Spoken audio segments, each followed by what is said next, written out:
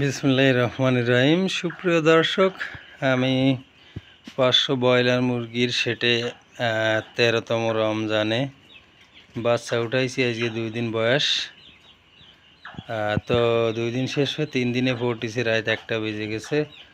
তো যে উদ্দেশ্যে আর কি ভিডিওটি করা, সেটা হচ্ছে বাংলাদেশে ব্রয়লার মুরগি সেক্টরে আসলে সিন্ডিকেটে ভরে গেছে।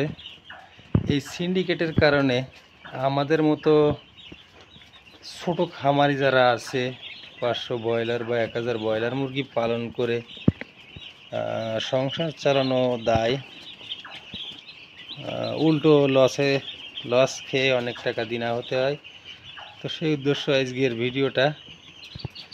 মূল কারণ হচ্ছে আমরা ডিলারের কাছ থেকে খাবার বাকি নেই।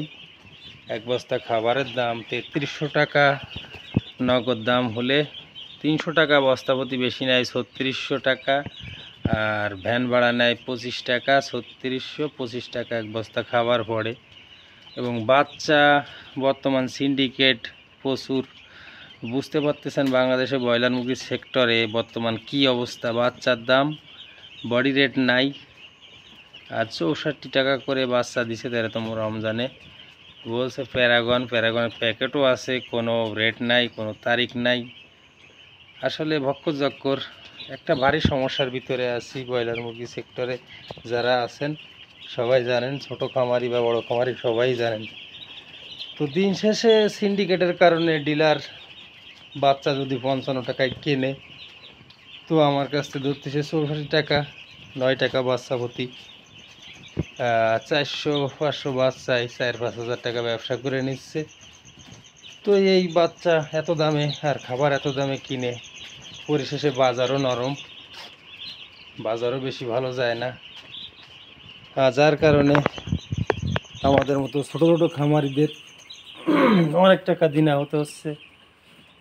তো এই সিন্ডিকেট বাংলাদেশ থেকে কখনো ভাঙবে কিনা জানি না। ভারী একটা সমস্যায় আছি। একটা 500 ব্রয়লার মুরগি সেট করতে গেলে প্রায় 2 লাখ টাকা খরচ, 1000-এ সেট করতে গেলে 4 লাখ টাকা খরচ, 2000 মুরগি সেট করতে গেলে 6 লাখ টাকা খরচ।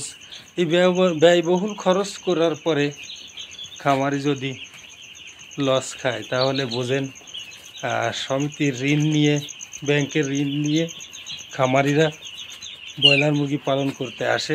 নগদ কারোর ক্যাশ নাই, যার কারণে ডিলারের সঙ্গে ব্রয়লার মুরগি বাধ্যতামূলক পালন করতে হয়, নগদ অর্থ নাই বলে। আর এই সুযোগে ডিলার, বাচ্চা কোম্পানি, খাবার কোম্পানি রাতারাতি কোটিপতি হয়ে যাচ্ছে। আমাদের মতো সাধারণ নিম্নমানের খামারিগুলো দিন শেষে লক্ষ লক্ষ টাকার দিনা হচ্ছে। আর এই দিনার কারণে এক সময় গ্রাম ছেড়ে পালাতে হচ্ছে। বিভিন্ন সমস্যা দেখা দিচ্ছে আমাদের মতো সাধারণ খামারিদের। তো সরকার দেখার মতো কোনো ব্যবস্থা নেই, সরকার আমাদের দিকে তাকায় না, পোলট্রি সেক্টরের দিকে। তো এই ব্রয়লার মুরগি সেক্টরে সরকারের উচিত ছিল বহু বেকার যুবক এই ব্রয়লার মুরগি, সোনালী মুরগি, কালার বার্ড মুরগি পালন করে জীবিকা নির্বাহ করে। তো এদিকে সরকারের উচিত ছিল একটু খেয়াল দেয়া। আর এর ভিতরে বিভিন্ন কন্ট্রাক্ট ফার্মিং চালু হয়েছে। আর কন্ট্রাক্ট ফার্মিংয়ের কারণে আরও সমস্যা আমাদের সাধারণ খামারিদের। যেমন ওরা বাচ্চা দেয় 45 টাকা রেটে, আর আমাদের কিনতে হয় 75-80 টাকা। এই রকম নানান সমস্যা সিন্ডিকেটে ভরা ব্রয়লার মুরগি বা পোলট্রি মুরগি বা যাই বলেন, মুরগি সেক্টর এক কথায় বাংলাদেশের সিন্ডিকেটের দখলে। তো হয়তো কোনো একদিন আসতে পারে যে সিন্ডিকেট ভেঙে যাবে, তাহলে হয়তো খামারিরা, ছোটো ছোটো খামারিরা বাঁচতে পারবে। আর সিন্ডিকেট না ভাঙলে ছোটো ছোটো খামারিরা দিন শেষে অনেক টাকার দিনা হবে এবং বাংলাদেশের পোলট্রি সেক্টর ধ্বংস হয়ে যাবে। কারণ কন্ট্রাক্ট ফার্মিংয়ের কোম্পানিরা শুধু লাভবান হবে, যারা কন্ট্রাক্ট ফার্মিংয়ের সাথে জড়িত তারা লাভবান হবে এটা ঠিক না। কারণ লক্ষ লক্ষ টাকা খরচ করে বেকার যুবক এই ফার্ম তৈরি করেছেন যে কিছু একটা কর্মসংস্থান হোক, নিজের বাড়িতে মুরগি পালন করে সংসার চালাই।